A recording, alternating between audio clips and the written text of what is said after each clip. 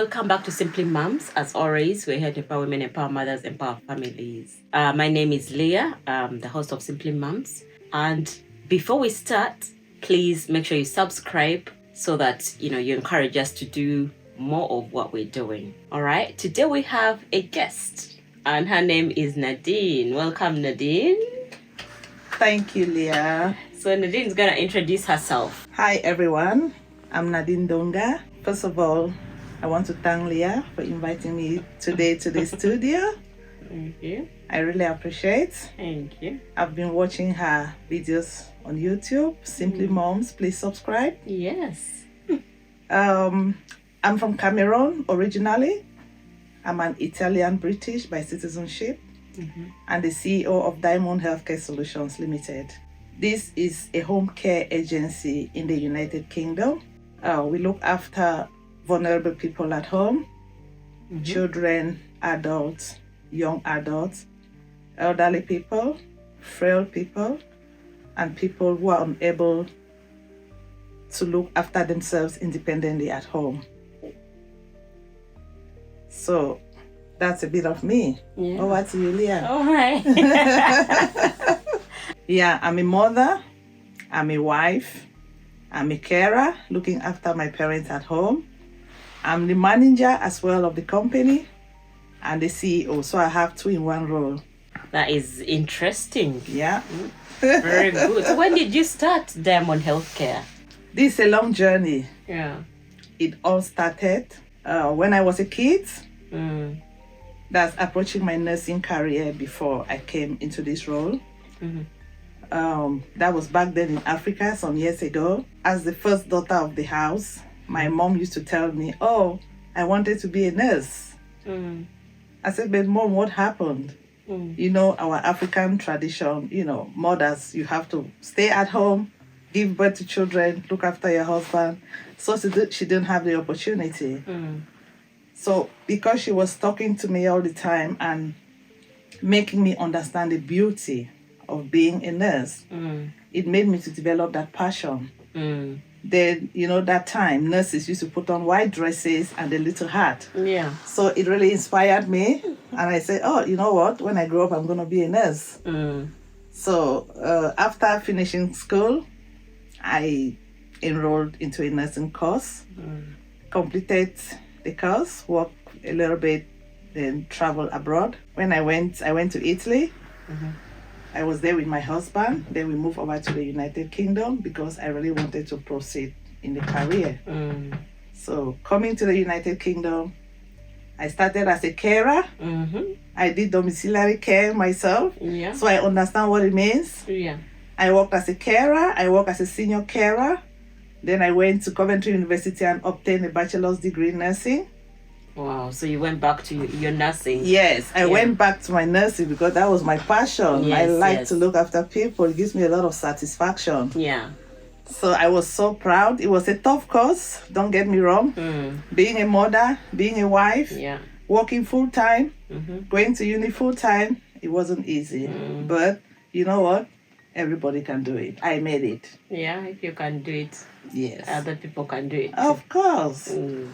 So after my graduation, I worked as a renal dialysis nurse at the University Hospital, Coventry and Warwickshire Trust.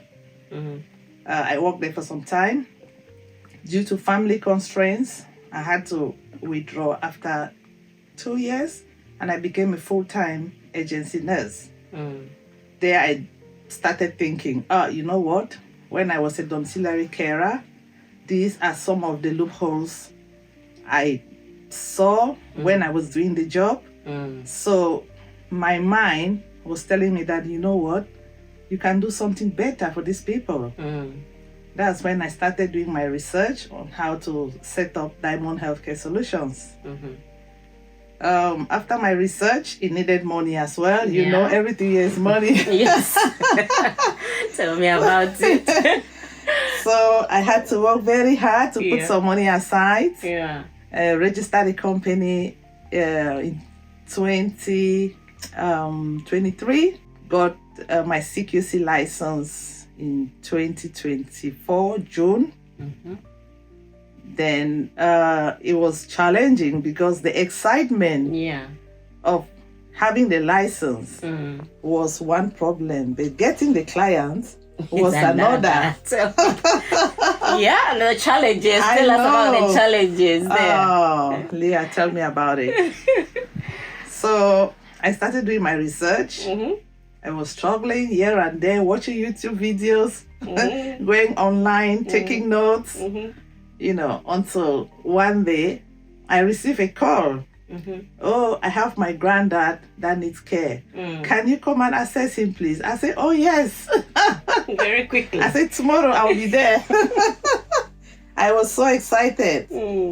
So I went to assess the gentleman. As soon as I walked into the house, I realized that I looked after him 2 weeks ago in the hospital. All right. On a night shift. And I was like, I know this man.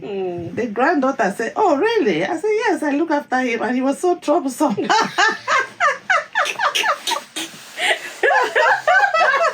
And you know what? Oh, bless.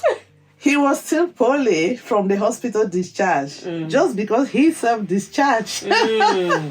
So I took over this package, started looking after the gentleman. I was so excited, doing my best, working so hard, making him comfortable. Yeah. I was attending his visits while working as a nurse. After a night shift, I would go to his call from 9 o'clock to 10:30 in the morning. Wow. I'll go home and sleep. And then 5 o'clock, I have to get up and go back to his call. Wow. So you started off by you, just one person. Yes. You're the one who used to do all the caring and all the jobs by yourself. Yes. Okay, so when did you grow then? So from one client, the next month, I was like encouraging people to give reviews online. So from the first client, people would say, oh, you have to distribute leaflets, but thousands of leaflets, nobody will call you. know, right? It was just like a waste of time. I was like, oh, what can I do? But I didn't give up. I said, if others can do it, I can do it because it's my passion. It's what I enjoy doing. So I kept trusting God. I said, God, you do it for me. So from client number 1, then I got client number 2 online, change of company. All right. So as soon as I went for the assessment, that was it. I employed the first staff part-time doing that other call. All right. Then I received another call for a living package. I said, oh, we are getting there. Yeah, I became so excited. I said, oh, the company is growing. But there were lots of expenses anyway. So I was trying. That's why I was still working as a nurse and, financing the company because I had bills to pay, like insurance and all those kind of things. But I say I would not give up. So this lady was in the hospital, so she was supposed to come home with a living package. I said, yes, I can do it. So I went, had a meeting with the family. We spoke about the rate. I tried to put carers in order. I recruited one girl. She had the experience, put all her documents together. And then this lady, March, that was last year, she came home and that was the third package. From there, that's how we started building up, doing advertisement, word of mouth, talking to people about the company, making it visible online, running ads on Facebook, although some of them, they don't yield interest. Okay. I know, right? The ones on Facebook. Yes. So, so from there, one of my friends recommended that, you have to expand the business. So, you have to start to tender. Okay. I said, what's tender? I don't know that word. You're learning as you go. So I went home, tack on my laptop, did my research, and then I tried to obtain some knowledge about that word. So from there, I met this company in London. They said, look, we can help you to tender so you can join the local authorities and others. I said, oh, that's nice. That's when we went in. Then I had the Dorset and the Hampshire. I joined the framework. Okay. From there, slowly, then we got the Cumberland, contract as well. Okay. Join the framework. Okay. That one is really growing fast. Okay. The one in Cumberland. Yes. Yeah. So we look after residents. We have most of our clients there now in Carlisle. We work with the local authorities, so the packages, they come direct from the adult social care or from the hospital brokerage team. All right. Sometimes some people just go online, check out the company and just call like for private care packages. All right. So when it started like that, I started recruiting in Carlisle. But the first package that came out from there was a hospital discharge. That was a 15 minutes package. Oh, wow. 15 minutes. 15 minutes. Yeah. I say, you know what can I do? So when I went there to assess this client, I said, 15 minutes, it's not enough. So I spoke with the social workers and, they gave me 30 minutes at lunchtime and 30 minutes at tea time. So I had to pay an Airbnb. I was living there. Oh, so you had to go there to do it as well? Yeah. Oh, wow. I had to pay an Airbnb. I was sleeping there. The money per week for that package could not compensate the cost, but I was looking at the future. Yeah. So that's what I did. And then I was talking to people. They recommended me a few people around that area. I spoke to them, recruited them, and then they started that package. Then I came back to Coventry. All right. So I had just that package for about 3 months. Then a call came in, and this was another lady looking for care from the council. So I got that one, 2 of them in the same house. Very lovely lady. From there, that's how I started building up around that area up to now. So at the moment, we have like a couple of clients down there and in Coventry as well. Wow. The business can be challenging because sometimes, these clients, they'll pass away. But you just need to keep pushing hard. Wow, that is quite inspiring. Yeah. It's inspiring. How do you manage all this? Being a mother, a wife, you're going over in Carlisle, you're coming back, you're all over Coventry. Like, how do you manage all of this? What I would say is you have to choose your passion. When you are into something that you enjoy, you never get tired. Because I work day and night. I do the admin work. I have a care coordinator, but I have OCD when it comes to work.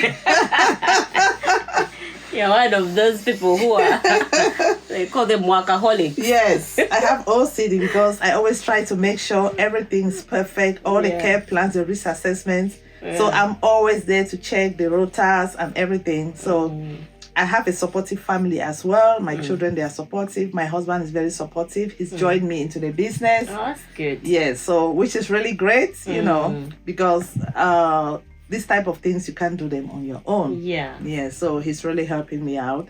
Makes things easy for me. So I concentrate more on the admin work and, So being a mom, children. Yes, the children, they are grown up anyway, as I said earlier. They are quite independent. My last son is 18. That's McLeod. Good. Yeah, he's quite independent. At the moment, guess what? He even helped me to drop the carers at work. Oh, that's good. Yes, because he just got his license and bought a car. All right. So he will drop the carers. Business. Yeah, drop the carers, then I'll put fuel in his car. So family business. Yes. That's good. Give them a shout out. Give a shout out to the husband and the children. Hi, Julius. Hi, Claire. Hi, McLeod, Desmond, Sandra, Bless. Hello.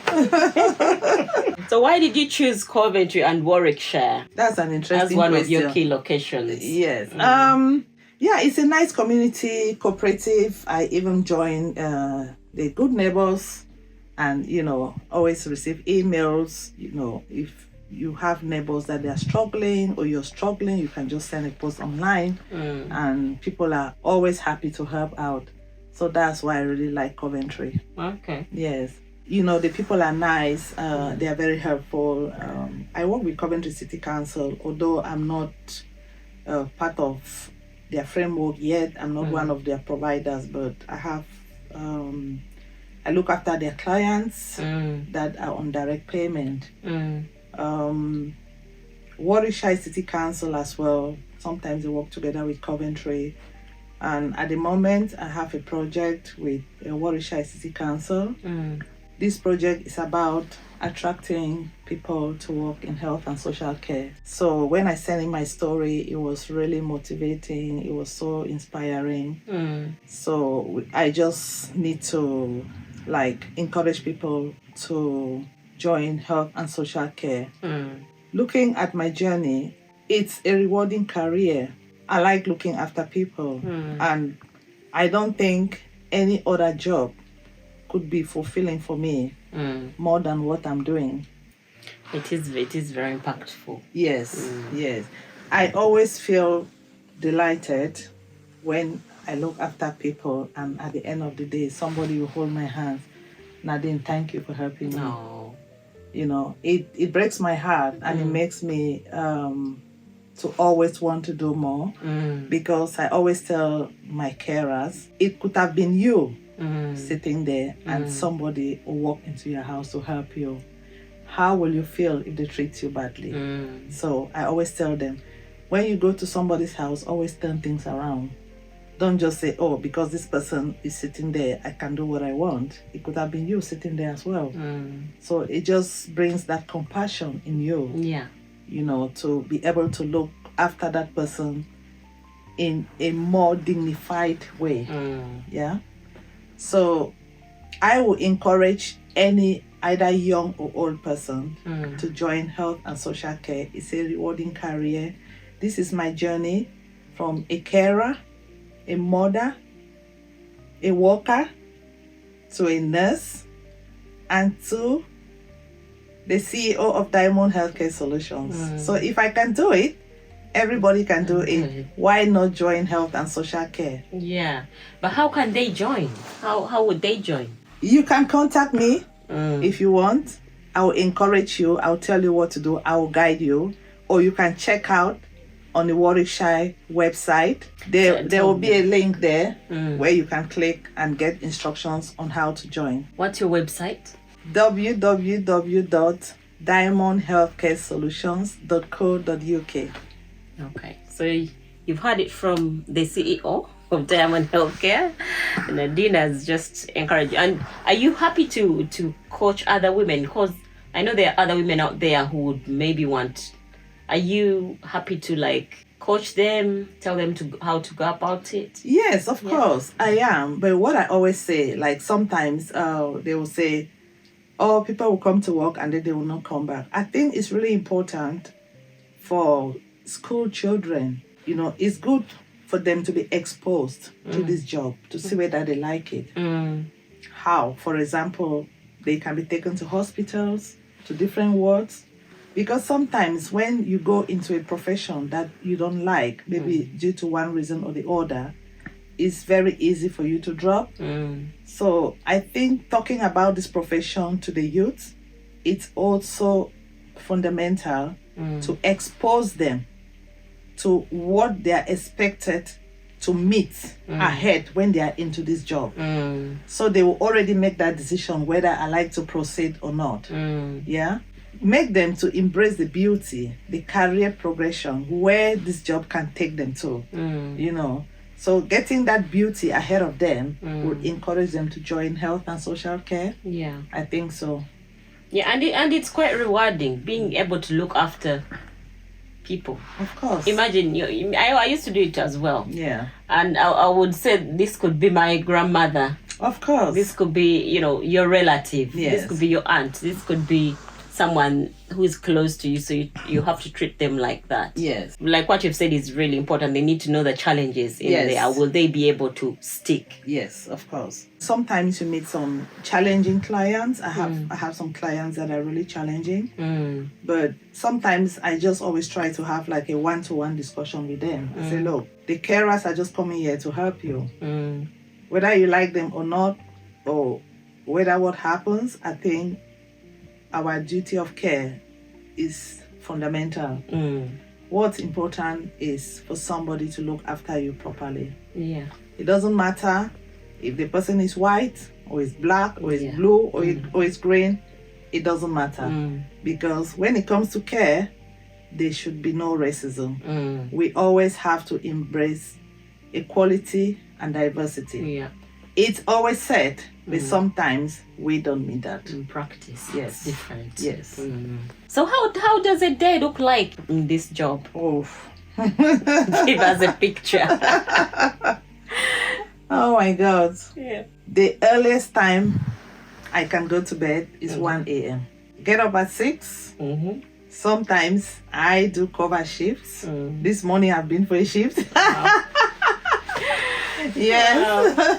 So I like hands-on. Yeah. Yes. Although I'm the CEO of the business and the registered manager, I still like to put on my uniform and go and work with my carers. I enjoy it more. And my clients, they like to see me all the time because I always give them this smile that is on my face. You know, so in the morning, I get up, have my shower. If I'm not going out, maybe I don't have to go out on the field, let's call it that way. Prepare myself, go to the office, do my admin work. Sometimes I have appointments, I have meetings, I have interviews, you know, all those kind of things. When I finish from the office, I come home, I don't stop. I'm still with my laptop because I always like to, you know, make sure everything is okay. I know I have to prioritize family time as well. But the beginning of business is always very tough because especially when it comes to a regulated activity, business that contains regulated activity, you have to be very careful so you don't get things wrong.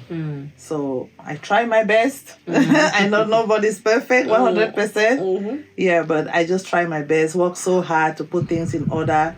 When I come back, sometimes I'll prepare food for the family, spend some time with the kids, then go back, make sure I put everything in order for that day before I go to bed. So I always go to bed late. Wow. That is very, very encouraging. So if someone is out there and I hope you've not scared them, huh? I hope you've not been scared.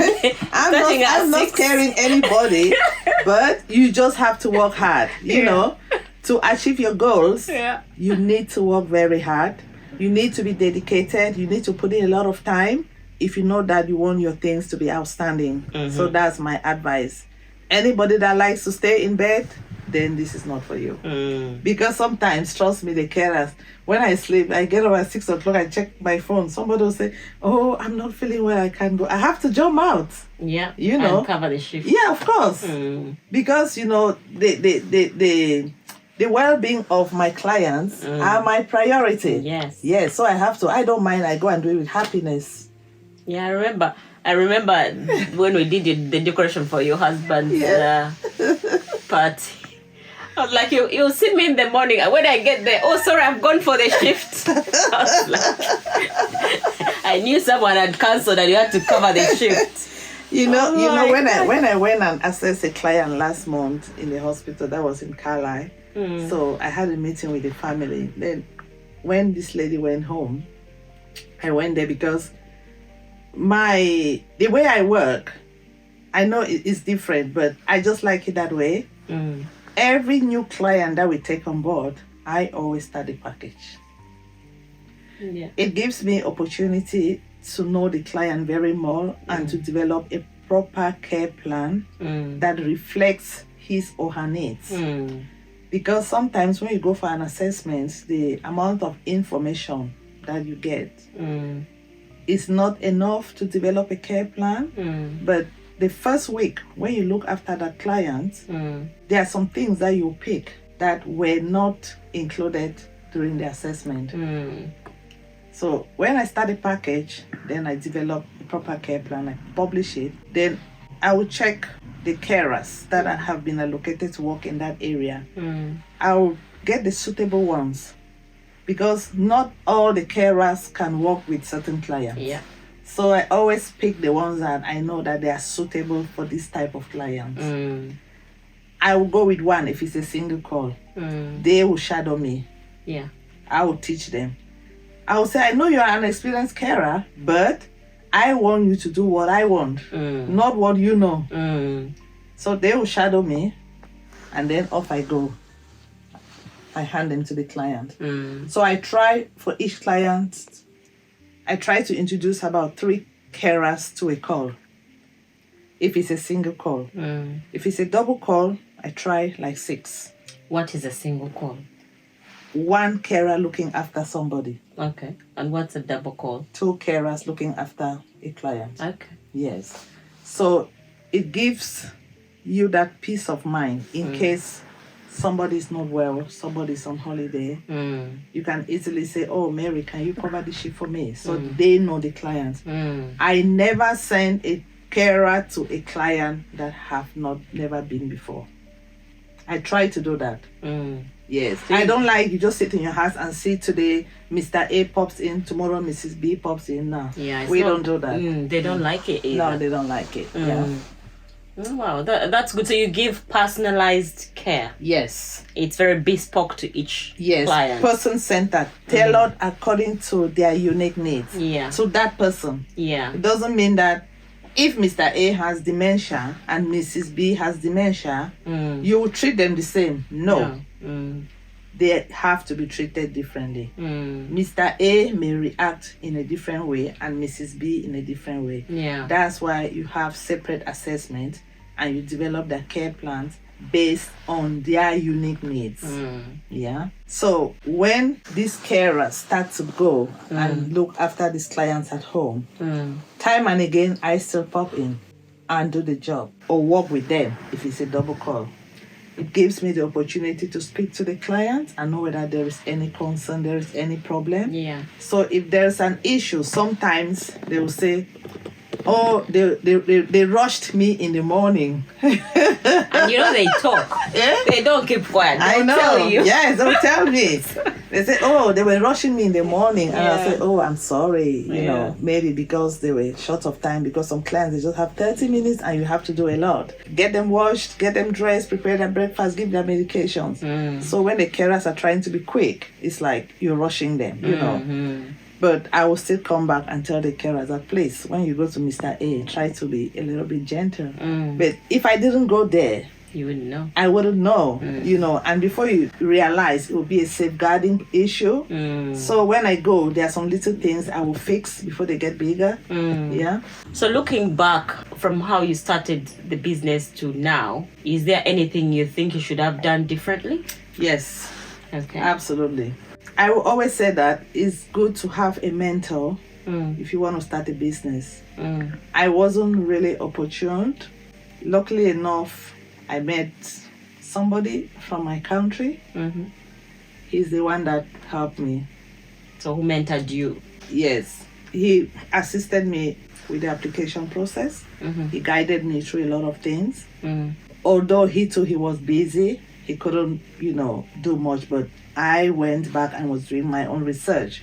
So which I really appreciate because I had people close to me, but nobody was willing to give out the information. Absolutely. It's been tough. I can't say it was easy at the beginning. It was really difficult. But since it was my passion and what I really enjoyed doing, God did it for me. Because sometimes my husband would say, how did you come about this? How did you get this idea to do this?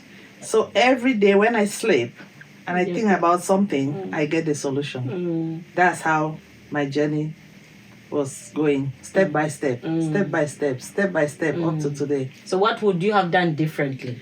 So you'd have got a mentor first of all? Yeah. I was supposed to do like a proper research. I could have given myself like 1 year to really understand what it entails. Okay. Yes. Then there were some things that, like some subscriptions that I did before that I couldn't have done just because I didn't have anybody to advise me. So it was just like paying money for nothing, you know. But if you had like a proper mentor that will mentor you step by step, they will say, don't do this. If you're starting, do like this. Don't do this. You have to do this at this time, and just like that. So I made a lot of mistakes, but I think I can advise other people now better. Yeah. Yeah. Maybe you should start a coaching and mentoring other people if you have the time. If really I have the time. Yeah. Because I can see you're already busy, the whole day is I know. scheduled out. Yes, very busy. But yeah, think about it. You could coach other people or tell, help them out. Yes, yes, of course. It's just to create that time, book an appointment, and that's it. If you know that you want to set up a care agency, feel free to contact me. I'm here to help. I'm always ready. It's a very big industry. You will never take somebody's job. The clients are there, millions. So feel free to go out and do something to help the people out there who are in need. Interesting. So you said there's something coming up about. So what is coming up? What's the next step? Leah, don't go too far. Anyway, based on my experience and when I go out to the community to meet people, people always speak to me, express their concerns. So one of the concerns that was highlighted by somebody was, let's call these people unpaid carers. So who is an unpaid carer? If, for example, you have somebody that you support at home, maybe with dementia or any long-term condition, that even it's just making a cup of tea for that person when the carers are not there, you are still a carer. So this is classed as an unpaid carer. Okay. So how do they get their own help? If they are overwhelmed with their loved ones that they are looking after them at home, who will they meet to talk to? So that's why I came up with the idea to run a peer support group called Care Connect. Okay. So I thought about this because my mom at home as well is an unpaid carer. All right. And I know what she's going through. Not only the traumatic stress, but if you don't have enough knowledge about dementia or Alzheimer's disease, you wouldn't be able to support somebody with that illness. So I thought about it and I said, you know what, people like this, they have to come out instead of hiding themselves at home or, just being overwhelmed by the situation of their loved ones. It's better to run something like a peer support group. So when they meet together, they can share ideas. You can tell me your experience about your care at home. I will tell you mine. Maybe there's something that I was missing and I'll pick it up from yours. So when I came up with this idea, I presented it to Coventry City Council and then they said, oh, that's a great idea. So I received an email for an interview. I went to the panel and I explained the situation, presented my project, and they say, okay, we'll take it back, to the board of directors to discuss this with them. So after a couple of weeks, I received an email that I've been offered a grant. Wow. For the project. Congratulations. Thank you. So I just sent them an email about the steps that I will take. Then I have to be submitting them, receipts for all the things that, Yeah. So I started by sending out questionnaires to people that are interested. I've received a couple of feedbacks. So I've designed a flyer. That's a flyer I shared with you. Yes. We'll share it with you guys because you have the event coming up. Yes, on the 25th of July. Yeah. So that will be our first session. That will be in my office, 4th floor, Friars House in Coventry. We're going to start from there. Then I'll see how many members that are interested. If we start to grow like bigger and bigger, then we'll look for a venue. Yeah. We can start with once a month. Okay. Then from there we can go to twice a month. Just depend. Yeah. Refreshments available. Yeah. Tea and cake. Tea, cake, and coffee. Yes, tea, cake, and coffee. So, just trying to encourage people that are supporting people with long-term conditions or dementia, Alzheimer's disease, just to come out. You meet with other unpaid carers as well, share your ideas, have a cup of coffee, have a cake, just chat. Then I'll take your problems back to the council and say, look, these people are struggling with this. How can we support them? All those kind of things. Yeah, because they need care as well. They do. Because if I'm your carer and I can't look after myself and I break down, who is gonna look after you then? No one. So you're gonna go full time to the local authorities and they'll spend more. They'll spend more on you. Yes. They say prevention is better than cure. Exactly. Yeah. So that's what you're trying to do. That's really, really a brilliant idea. And thank you for doing all the great work that you're doing. Oh, you're most welcome. Yeah. So how did you come up with the name Diamond Healthcare?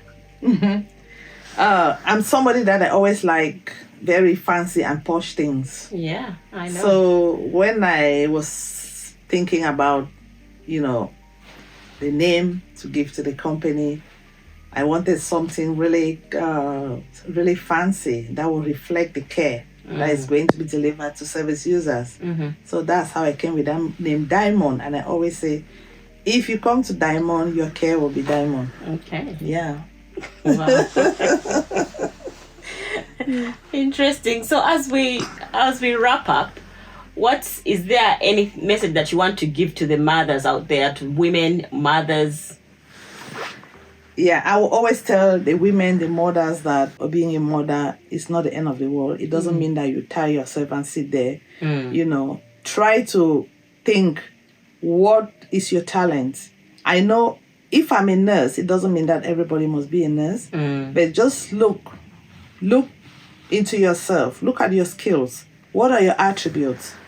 What are your strengths? And then you work towards them and excel. That's the only thing I can tell every woman. You may be maybe a painter. You may know how to paint. You may know how to knit. You may know how to do whatever.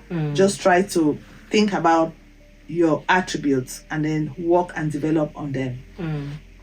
That's brilliant. Yeah. You've had mothers. Don't just sit down and do nothing. Learn from Nadine. Okay, so Nadine, if your children were watching this interview in 20 years' time, what message would you want them to hear from you? That never give up in life. I had a difficult beginning, but all my children, they know I'm somebody that I'm always motivated. I don't give up until I make it. So what I'll tell them is that they shouldn't give up in life. Keep going. There are loopholes. You may fall in pits, but never give up. Just keep going and you achieve your dreams. Brilliant. I can't top that. Thank you, Nadine. Thank you for coming to Simply Mums. As always, we're here to empower women, empower mothers, empower families. And we shall see you again next time. Bye-bye. Thank you, Leah. Thank you. Thank you for hosting me. You're welcome. Hi, my name is Nadine. I'm the CEO of Diamond Healthcare Solutions Limited. Check out on Simply Mums. Like, subscribe, and keep an eye on upcoming videos. Yes. Yes.